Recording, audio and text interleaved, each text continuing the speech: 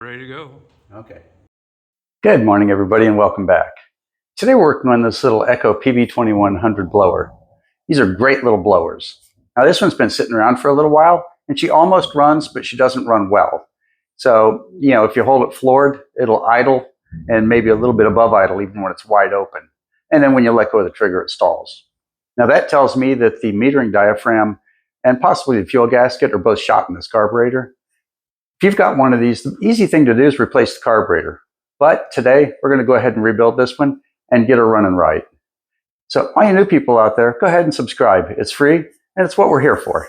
So let's get started. Now, replacing the carburetor on one of these only takes a couple of minutes, but we're going to rebuild this one. We're going to clean her all up, make her look good again, because it does try to run, and it hasn't been sitting a real long time. It just simply stopped working correctly. When you have that happen on a little two-stroke motor, 90% of the time it's going to be the carburetor, maybe 95% of the time. It's going to be some sort of issue with the carburetor. You can see we've got our linkage right here, so we're not going to disturb the linkage too much, because if it falls off the handle, then we have to open the case. So you want to be super gentle with that. Now we're going to go ahead and loosen the gas cap, because if you don't, when you take the fuel lines off, they're going to pour gas backwards on you. The gas tank will pressurize just a little bit, and it'll make a huge mess. There's one. Let's get the other one. Remember to be super gentle and take your time. If something doesn't move the first time, it doesn't mean you want to push harder. It means you want to consider how you're doing it. Yeah, if you look at this, that looks terrible. You see it's just completely polluted with stuff in here. I didn't expect that. Up. Did you see that? So this carburetor needs cleaned up really good. If you're doing this and you decide to save the carburetor, go ahead and soak it in carb cleaner overnight before you try, but break it down first. Let's go ahead and break this one down and see what we got inside.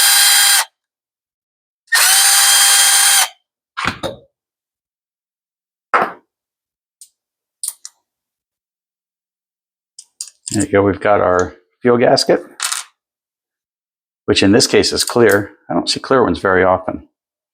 You can see the little dent in it here, or it's concave from this point of view. That is what pumps your fuel. So that little bend there would cause it to fail.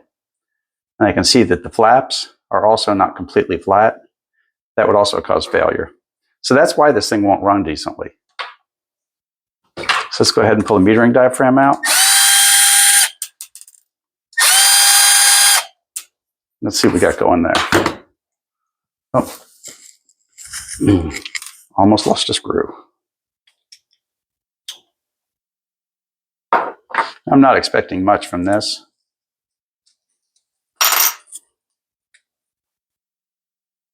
Now I know you can't hear it. You hear that little clicking noise? That means that this has seen its good days and it's already passed. Interesting enough, this isn't the one that normally comes on it.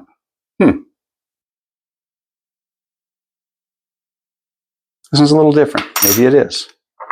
Okay, now I'm going to take this and I'm going to hose it down real quick just to get the top layer of junk off of everything. And then I'm going to run it through the ultrasonic. Or if you don't have an ultrasonic, run it through carb cleaner and let it sit overnight. With an ultrasonic, I can do it in 15 or 20 minutes. So I'll see you guys shortly, right after this is all cleaned up. She's been through the ultrasonic and she's ready to go. So let's get her back together. First thing we'll do is put our gasket back in place. And I'm using the original gasket on this because it looked to be in good shape. You notice it's got these little pins, and that'll help you line up everything so that you don't inadvertently put something together backwards or upside down or whatever. And if you're not a carburetor person and you're doing this for the first time ever, then remember that it's pretty easy to just buy a carburetor. You can buy one of these for $15 online and be done with it. So now we're moving the linkage out of the way. We're going to ease it all together And there we go. Now I'll put a new bulb on it and get this back on. And this also only goes on one way. Put our dirty old screws in.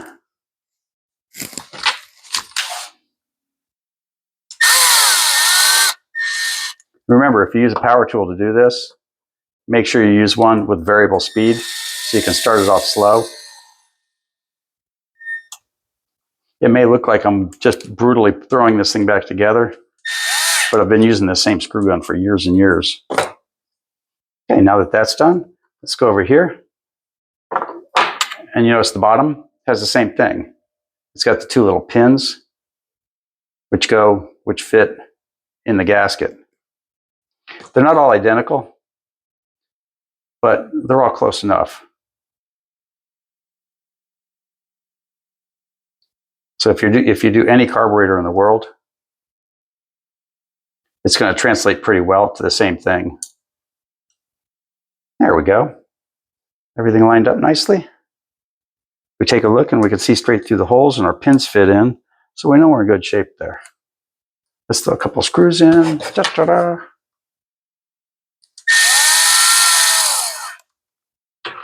Let's get our other screw. And we've got a fresh carburetor.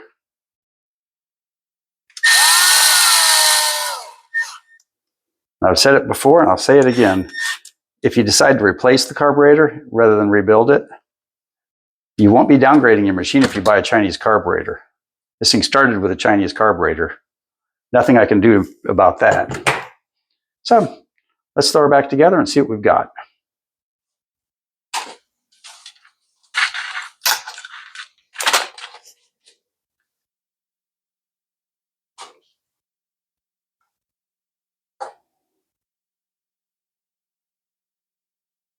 There you go. The first thing we'll do is get our linkage on.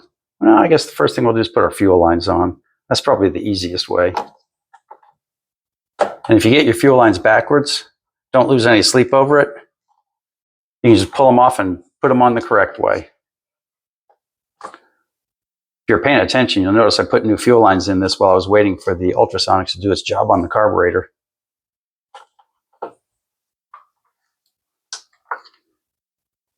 Now that we've got that, we'll thread our linkage back in.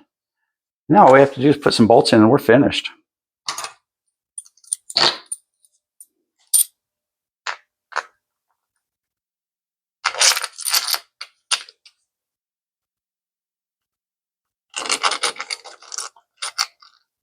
You've got gaskets on both sides.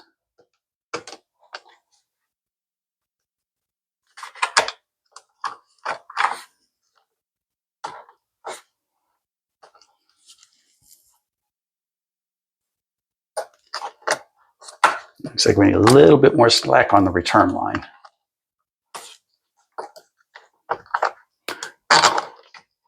There we go.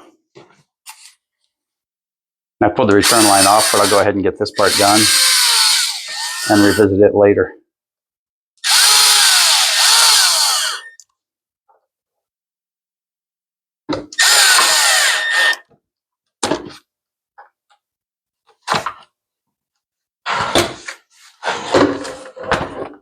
Let's throw that back on real quick.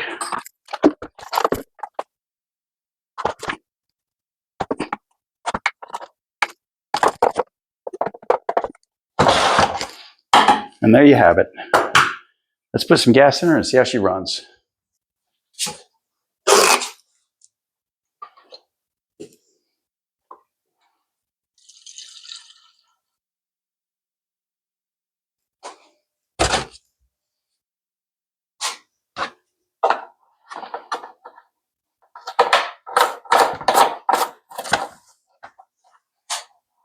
Let's prime her up. Make sure the gas is going in the correct direction.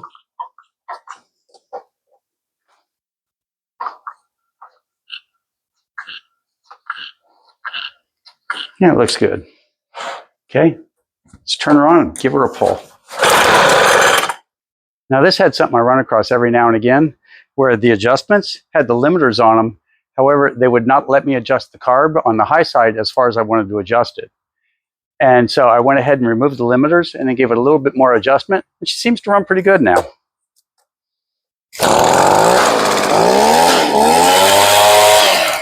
Sounds pretty good for an old blower.